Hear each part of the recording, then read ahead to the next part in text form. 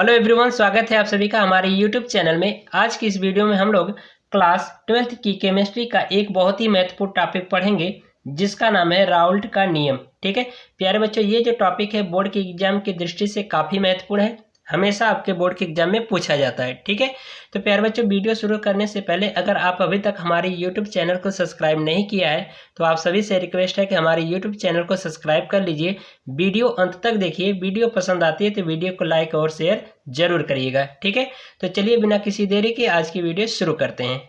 तो प्यारे बच्चों, मैंने यहाँ पर हेडिंग डाल रखा है राउल्ट का नियम। ठीक है, राउल्ट का नियम क्या है हम लोग यहाँ पर बिल्कुल सरल और सिंपल तरीके से सीखने वाले हैं। ठीक है, तो यहाँ पर कुछ बेसिक सी जानकारी लिखी गई है जिसके बारे में आपको जानना बहुत ज़रूरी है। अगर आप इस तरह से अपने बोर्ड के एग्जाम की कॉपी में लिखोगे तो पूरे के पूरे नंबर दिए जाएंगे, एक भी नंबर नहीं काटा जाएगा। ठीक है, तो क्या यहाँ पर जानकारी दी गई उसको समझ लीजिए। ठीक है, तो यहाँ पर लिखा गया है फ्रेंच रसायनज्ञ मार्टे राउल्ट ने सन 1886 में एक नियम प्रस्तुत किया जिसे राउल्ट का नियम कहते हैं। ठीक है, ये लाइन आपको समझ में आई? इसका मतलब ये है कि जो राउल्ट हैं इनका पूरा नाम क्या है? मार्टे राउल्ट। ठीक है, और ये कहाँ के रहने वाले हैं? फ्रेंच के रहने वाले एक रसायनज्ञ हैं जो कि इन्होंने सन 1886 में एक नियम प्रस्तुत किया जिसे राउल्ट का नियम कहते हैं। ठीक है, अब इसके आगे देखिए, यहाँ पर लिखा गया है कि राउल्ट के नियमानुसार, यानी कि राउल्ट ने क्या नियम दिया उनके अनुसार यहाँ पर लिखा गया है। ठीक है, तो यहाँ पर लिखा गया है कि किसी वाष्पशील द्रवों के विलयन में, ठीक है, किसी वाष्पशील द्रवों के विलयन में प्रत्येक अवयव का आंशिक दाब विलयन में उसके मूल अंश के समानुपाती होता है। ठीक है, इसका मतलब यहाँ पे अवयव की बातें आई है, तो यहाँ पर लिखा गया विलयन में प्रत्येक अवयव, विलयन में कौन कौन से अवयव होते हैं? विलेय और विलायक, उसकी बात किया जा रहा है। ठीक है, तो विलयन में प्रत्येक अवयव यानी विलेय और विलायक का आंशिक दाब विलयन में उसके मूल अंश के समानुपाती होता है। ठीक है, ये बात आपको समझ में आई? अब यहाँ पर हम लोग चित्र के माध्यम से समझेंगे, बिल्कुल एकदम क्लियर हो जाएगा। ठीक है, यहाँ पर देखिए, हम यहाँ पर मान लेते हैं कोई एक पात्र है और इस पात्र में हम क्या कर रहे हैं? एक विलयन डाल दें। ठीक है, ये हमारा क्या है? एक पात्र है और इस पात्र में क्या किया गया है? एक विलयन डाला गया है। और विलयन में हमने बताया कि दो घटक होते हैं, विलेय और विलायक। ठीक है, तो यहाँ पर देखिए, तो हमने मान लिया कि एक घटक ए है और दूसरा घटक बी है। ठीक है, तो अब इसी में कहा गया है कि जो घटक ए है इसका आंशिक वाष्प दाब, यानी कि जो आंशिक दाब है वो मान लेते हैं कितना हो? पी हो, और इसका मूल अंश विलयन में इस घटक ए का मूल अंश या मूल प्रभाज क्या हो? एक्स ए हो। ठीक है, इसी तरह से इस घटक बी के लिए मान लेते हैं कि इसका आंशिक दाब कितना हो? पी बी हो, और इस घटक बी का इस विलयन में मूल अंश कितना हो? एक्स बी हो। ठीक है, तो अब यहाँ पर कहा गया है कि विलयन में उसके मूल अंश के क्या होता है? समानुपाती, यानी कि जो आंशिक दाब होता है विलयन में इन घटकों का, इस विलयन में इसके मूल अंश के क्या होता है? समानुपाती होता है। तो यानी कि ये एक दूसरे के क्या है? सभी समानुपाती हैं। बात समझ में आई? तो इसी चीज को यहाँ पर समझिए।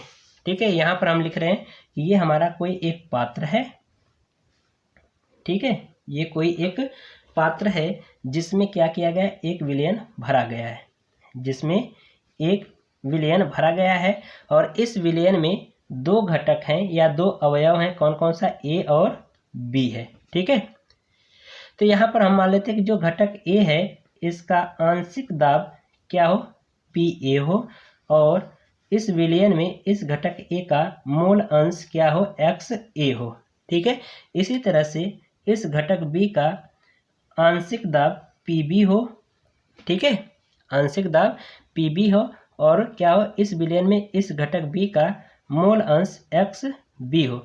तो यहाँ पर नियम में कहा गया है कि विलयन में प्रत्येक अवयव का आंशिक दाब विलयन में उसके मूल अंश के क्या होता है? समानुपाती होता है। ठीक है, तो यानी कि इसका मतलब कि ये एक दूसरे के क्या होंगे? दोनों समानुपाती होंगे।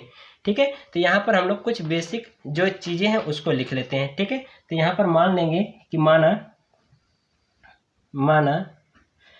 अवयव ए का आंशिक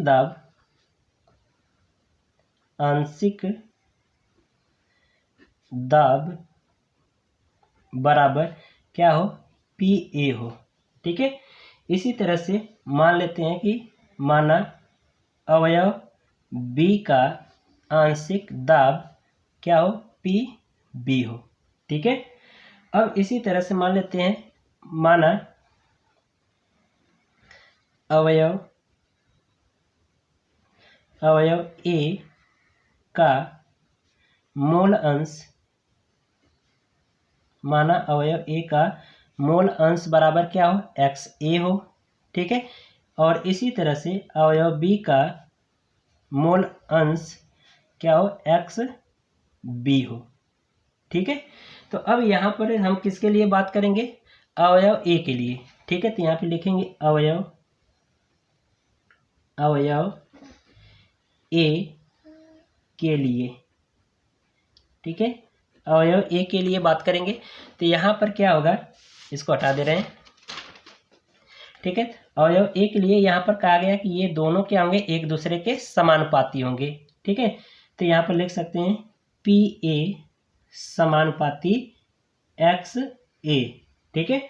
तो यहाँ पर देख रहे हो कि जब एक्स ए यानी कि यहाँ पर समानुपाती का चिन्ह हटाएंगे तो एक नियतांक जुड़ जाएगा। तो यहाँ पर ये हो जाएगा पी ए बराबर पी ए 0, ठीक है, इंटू एक्स ए, जहाँ पी ए 0 जो है यह है क्या है, शुद्ध विलेय का वाष्प दाब, ठीक है, शुद्ध विलायक का वाष्प दाब, ठीक है। विलायक को ए से दर्शाया जाता है तो शुद्ध विलायक का वाष्प दाब, ठीक है। तो ये हो जाएगा। अब यहाँ पर लिखेंगे अवयव बी के लिए, अवयव बी के लिए, ठीक है। अवयव बी के लिए बात करेंगे तो यहाँ पर हो जाएगा पी बी समानुपाती एक्स बी, यहाँ से समानुपाती का चिन्ह हटाएंगे तो यहाँ पर भी क्या होगा, एक नियतांक जुड़ जाएगा। तो ये हो जाएगा पी बी बराबर P B naught X B, ठीक है। इनको मान लो समीकरण 1, इनको मान लो समीकरण 2। तो अब इस पात्र में कुल दाब कितना होगा तो यहाँ पर निकाल लेंगे। तो लिखेंगे डाल्टन के नियम से, ठीक है, डाल्टन के नियमानुसार, डाल्टन के नियमानुसार, ठीक है। तो डाल्टन का नियमानुसार क्या होगा, तो यहाँ पर लिख सकते हैं P बराबर यानी कुल दाब, ठीक है।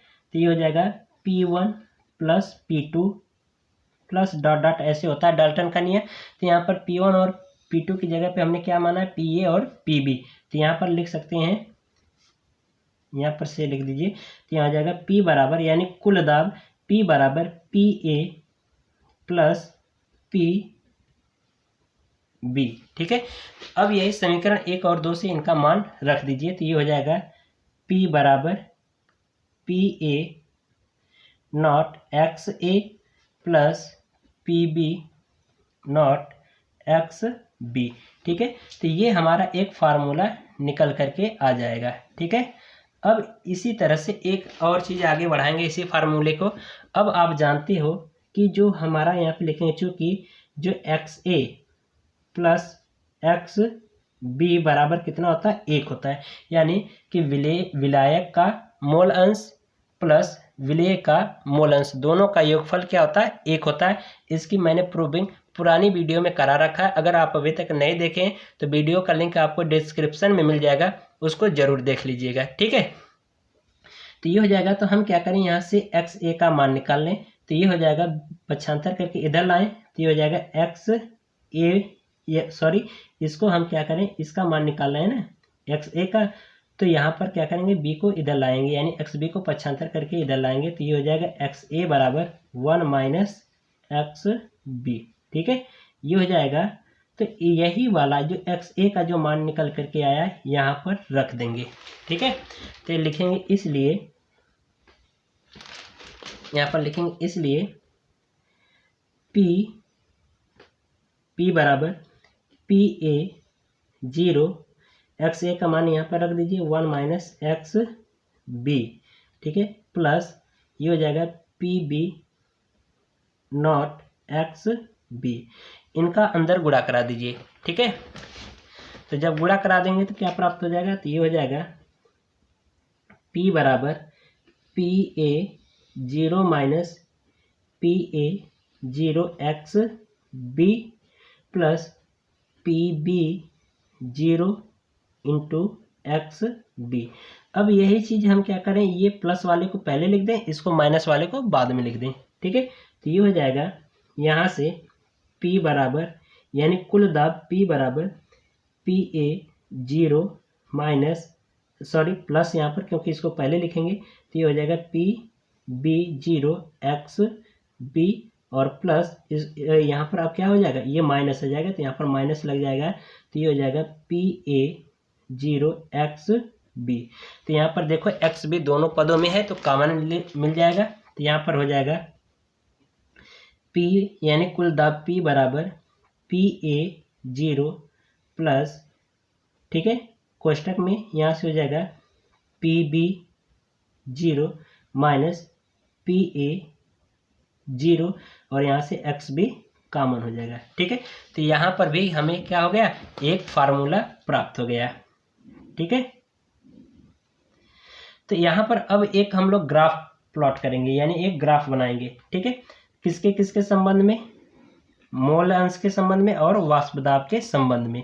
ठीक है, तो इस वाली एक्सिस पे हम मान लेते हैं क्या हो, मोल अंश हो, मोल अंश। ठीक है, और इस वाले एक्सिस पे हम मान लेते हैं वाष्प दाब। ठीक है, वाष्प दाब मान लिया। ठीक है, तो इसमें देखो दो स्थितियां बनाएंगे। हम मान लेते हैं कि अगर जो XA का मान क्या हो, पहले से ही 1 हो, तो जैसे जैसे आगे बढ़ेगा तो वैसे वैसे इसका मान क्या होगा, घट करके यहाँ पर 0 हो जाएगा। तो यहाँ पर इस जगह XA का मान क्या हो जाएगा, 0 हो जाएगा।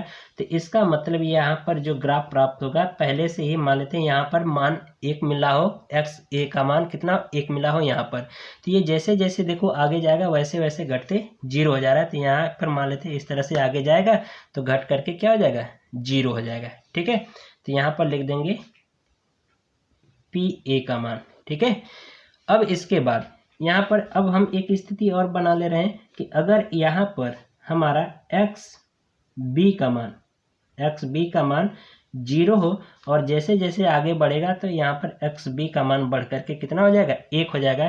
तो इसका ग्राफ कुछ इस तरह से चला जाएगा। ठीक है, तो इसको हम लिख देंगे यहाँ पर PB। ठीक है, तो PB हो गया। तो अब इसी को हम क्या करें, दोनों एक्सिसों को जोड़ दें तो ये हमारा रिजल्टेंट मिल जाएगा। तो ये हो जाएगा कुल दाब P बराबर PA प्लस PB। ठीक है, तो ये आपको ग्राफ जरूर दर्शाना होगा। आपको अगर ये क्वेश्चन राउल्ट का नियम आ रहा है पेपर में तो आपको ये चीज़ आपको दर्शा करके लिखना होगा, जो कि हर एक चीज़ आप दर्शा के लिखोगे तो आपको पूरे के पूरे नंबर मिलेंगे, एक भी नंबर नहीं कटेगा। ठीक है, तो प्यारे बच्चों आई होप आप सभी को ये टॉपिक समझ में आई होगी। ठीक है, अब हम लोग राउल्ट के नियम से संबंधित एक और नियम पढ़ेंगे जिसका नाम है अवाष्पशील विलेयों के लिए राउल्ट का नियम। ठीक है प्यारे बच्चों, ये भी काफ़ी मोस्ट इंपॉर्टेंट क्वेश्चन है, हमेशा ये भी क्वेश्चन पेपर में पूछा जाता है, इस पे आधारित न्यूमेरिकल 100% आते हैं। ठीक है, तो यहाँ पर चलिए, यहाँ पर जो हमने ये राउल्ट का नियम पढ़ा है ये द्रव द्रव विलयन के लिए पढ़ा है, क्योंकि यहाँ पर जो दोनों घटक हैं ये हमारे कैसे द्रव द्रव हैं। ठीक है, लेकिन यहाँ पर जो विलायक में हम मिलाएंगे वो कैसा मिलाएंगे, अवाष्पशील विलेय मिलाएंगे। अवाष्पशील का मतलब होता है NaCl या फिर चीनी। ठीक है, इनको जब हम क्या करते हैं किसी शुद्ध विलायक में जब डालेंगे तो उस शुद्ध विलायक का जो वाष्प दाब है उसके वाष्प दाब में क्या होता है, कुछ कमी आ जाती है। तो वही कमी उसका क्या कहलाता है, वाष्प दाब का आपेक्षिक अवनमन कहलाता है। अवनमन का मतलब होता है कमी। ठीक है, तो इस चीज को चित्र के माध्यम से सबसे पहले समझो। ठीक है, मान लिया कि ये हमारा कोई एक पात्र है। ठीक है, ये कोई एक पात्र है जिसमें क्या किया गया है, एक शुद्ध विलायक भरा गया है। ठीक है, विलायक मान लेते हैं क्या है, जल। ठीक है, जल हमारा क्या है, एक विलायक है, ये हमारा क्या है, विलायक है। ठीक है, और इसी में हम क्या कर रहे हैं, NaCl मिला दें। ठीक है, यानी सोडियम क्लोराइड मिला दें। तो जब ये NaCl मिलाएंगे तो इस विलायक का या इस विलयन का जो अपेक्षिक दाब है या जो वाष्प दाब है वो क्या होता है, कम हो जाता है। यानी कि इसका मतलब कि जब इस विलायक में हम NaCl मिलाएंगे तो ये हमारा विलयन बन जाएगा। तो जब विलयन बन जाएगा तो इस विलयन का वाष्प दाब कितना हो जाएगा, PS हो जाएगा। ठीक है। और जब जिस समय हम NaCl नहीं मिलाए होंगे तो उस समय इस शुद्ध विलायक का वाष्प दाब कितना होगा, P होगा, जो कि इस PS की अपेक्षा में ये P का मान क्या होगा, अधिकतम होगा। यानी कि शुद्ध विलायक का जो वाष्प दाब होगा वो क्या होगा, अधिकतम होगा। और जब इसको हम क्या करेंगे, इस विलेय को यानी NaCl को जब इस विलायक में मिला देंगे तो उस समय इसका दाब क्या हो जाएगा, PS हो जाएगा, जो कि इस P के अपेक्षा ये PS का मान क्या होगा, कम होगा। यानी कि जो ये विलयन का जो वाष्प दाब होगा इस विलायक के वाष्प दाब की अपेक्षा क्या होगा, कम होगा। ठीक है। तो हम क्या करेंगे कि इस P वाले में से, ठीक है, इस P में से PS के मान को घटा देंगे और इसी से जो विलायक का जो वाष्प दाब है इससे भाग कर देंगे तो ये हमारा मान निकल करके आ जाता है आपेक्षिक अवनमन, यानी किसका, वाष्प दाब का आपेक्षिक अवनमन। और यही आपके नियम में कहा गया है कि विलायक का वाष्प दाब का आपेक्षिक अवनमन विलेय के मोल अंश के या मोल प्रभाज के क्या होता है, बराबर होता है। ठीक है। तो इसी को हम लिख सकते हैं कि P माइनस PS बटा P, और इसमें कहा गया है कि विलायक का वाष्प दाब आपेक्षिक अवनमन विलेय के मोल प्रभाज के बराबर होता है। तो ये हमारा क्या हो गया, वाष्प दाब का आपेक्षिक अवनमन हो गया। और कहा गया है कि विलायक के मोल प्रभाज के क्या, विलेय के मोल प्रभाज के क्या होता है, बराबर होता है। तो विलेय का मोल प्रभाज क्या हो जाएगा, XB हो जाएगा। ठीक है। और आप जानते हो कि विलेय का मोल प्रभाज क्या होता है, XB बराबर यानी कि NB बटा Na प्लस NB, यानी कि इसका यानी कि विलेय के मोलों की संख्या बट्टे विलयन के कुल मोलों की संख्या, ये हमारा क्या कहलाता है, मोल प्रभाज कहलाता है। यानी कि ये हमारा क्या हो जाएगा, विलेय के मोल प्रभाज हो जाएंगे। तो यही वाला हम क्या करेंगे, XB का जो मान है यहाँ पर रख देंगे। तो ये हमारा हो जाएगा P माइनस PS बटा P बराबर NB बटा Na प्लस NB। ठीक है। तो ये भी हमारा क्या हो जाएगा, एक फार्मूला बन जाएगा। ठीक है। ये हमारा फार्मूला एक बन जाएगा। यहाँ पर लिख देंगे जहां P बराबर शुद्ध विलायक का वाष्प दाब, जहां P बराबर शुद्ध विलायक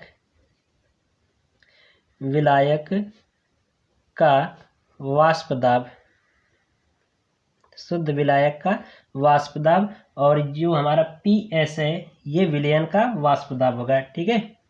PS बराबर क्या होगा, विलयन का वाष्प दाब। ठीक है, ये हो जाएगा। अब इसके बाद हम क्या करेंगे, तनु विलयन के लिए मान निकालें। तो लिखेंगे तनु विलयनों के लिए, तनु विलयनों के लिए। ठीक है। तो तनु विलयनों के लिए मान निकालेंगे तो यहाँ पर जो NB है ये क्या होगा, बहुत कम होगा किसके अपेक्षा, Na के अपेक्षा। ठीक है। तो यानी कि इसको लिख सकते हैं कि NB is more less than Na। ठीक है। तो इसलिए यहाँ पर जो NB यानी Na प्लस NB जो है ये लगभग किसके बराबर हो जाएगा, Na के बराबर हो जाएगा। ठीक है। तो यही वाला बात हम क्या करें, इन सब की जगह पे हम क्या रख देंगे, Na रख देंगे। तो ये हो जाएगा P माइनस PS बटा P बराबर NB अपॉन Na। ठीक है। ये भी हमारा एक फार्मूला बन जाएगा। और आप जानते हो कि जो यहाँ पर जो Na है, Na हमारा क्या होगा, ये हमारा विलेय कहलाएगा। ठीक है। Na हमारा क्या होगा, विलायक होगा, और NB क्या होगा, विलेय होगा। तो ये विलायक के मोलों की संख्या, तो भार बट्टे अणुभार होता है। तो ये हो जाएगा Na बराबर WA बटा MA, ये होगा। और ये विलायक के मोलों की संख्या क्या हो जाएगी, NB बराबर WB बट्टे MB, यानी कि मोलों की संख्या बराबर जो सूत्र होता है वो भार बट्टे अणुभार होता है। तो ये हमारा फार्मूला इतना होता है। तो इन्हीं की जगह पे हम क्या करेंगे, ये वाला मान रख दें। ठीक है। तो ये वाला मान जब रख देंगे तो ये हो जाएगा P माइनस PS बटा P बराबर NB का मान यहाँ से रख दीजिए। तो ये हो जाएगा WB बटा MB, और इस पूरे का बटा ये हो जाएगा WA बटा MA। ठीक है। इसका जब भाग करेंगे तो ये संख्याएं क्या होंगी, ऊपर जाके पलट जाएंगी। तो ये हो जाएगा p माइनस पी एस बटा p, ठीक है, बराबर ये हो जाएगा, ये तो ऊपर का वैसे ही रहेगा। तो ये हो जाएगा डब्ल्यू बी बटा एम बी गुणे ये ऊपर चला जाएगा। तो ये हो जाएगा एम ए बटा डब्ल्यू ए, ठीक है। तो ये भी हमारा क्या हो गया, एक फार्मूला निकल करके आ जाएगा। और इसी फार्मूले पे आपके बोर्ड के एग्जाम में 4 से 5 नंबर का क्वेश्चन पूछा जाता है, न्यूमेरिकल, ठीक है। तो प्यारे बच्चों, आशा करते हैं आप सभी को हर एक चीज़ समझ में आया होगा। अगर आपको कहीं पर डाउट होगा तो वीडियो के कमेंट में आप ज़रूर बताइएगा, तो वहाँ पर मैं आपको फिर से इसकी वीडियो प्रोवाइड कर दूंगा, ठीक है। तो आशा करते हैं आप सभी को हर एक चीज़ समझ में आया होगा। अगर आपको वीडियो ये पसंद आई होगी तो वीडियो को लाइक कर दीजिएगा और साथ ही साथ चैनल को सब्सक्राइब करना ना भूलिएगा। मिलते हैं इसी तरह से किसी और मज़ेदार वीडियो के साथ, तब तक के लिए गुड बाय, थैंक यू, जय हिंद।